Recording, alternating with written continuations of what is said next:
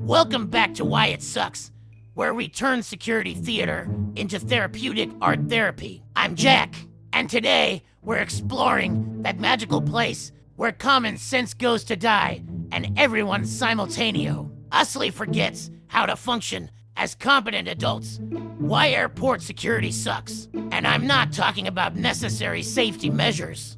I'm talking about the theater production where nobody knows their lines, scripts change hourly, and the only guarantee is questioning every life choice that led to this moment.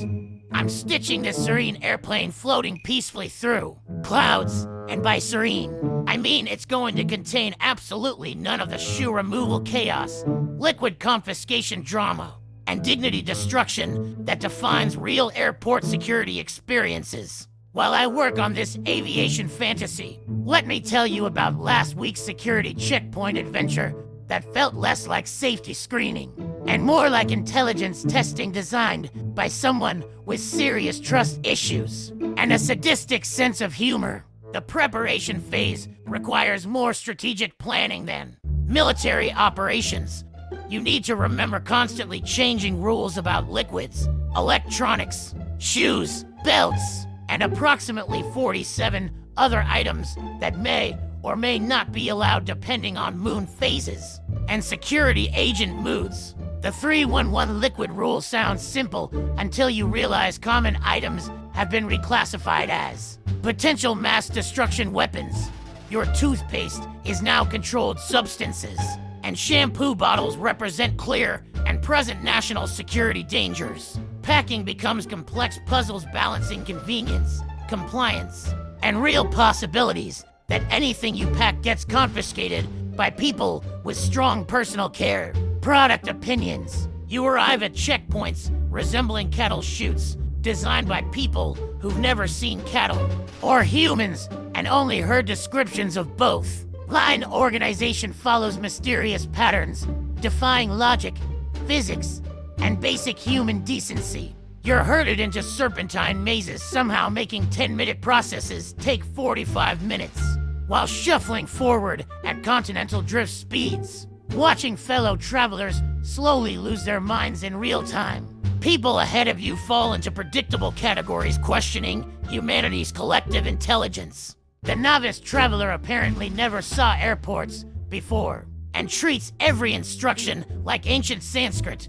The business traveler believes frequent flyer status exempts them from basic physics and human courtesy. The overpreparer packed like they're moving to new continents and needs 17 bins for life possessions.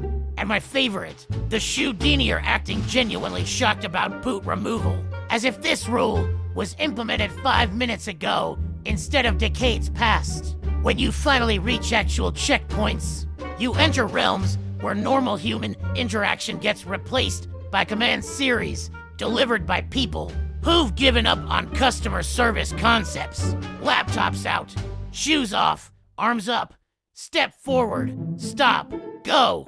It's like Simon Says, with people having authority to ruin travel plans and dispositions of someone asked the same questions 847 times before noon. X-ray screening turns personal belongings into abstract art, viewed by people trained to see potential threats in phone charger collections and travel-sized toiletries. Your bag gets flagged for additional screening because apparently carefully packed electronics look suspicious when viewed through magical vision systems, determining whether laptops are actually laptops or elaborate disguises for nefarious purposes. Body scanner experiences are particularly delightful. You're asked to assume alien abduction surrender positions, while machines looking like science fiction designs examine you for contraband. The millimeter wave technology sounds impressive, until you realize you're being examined by equipment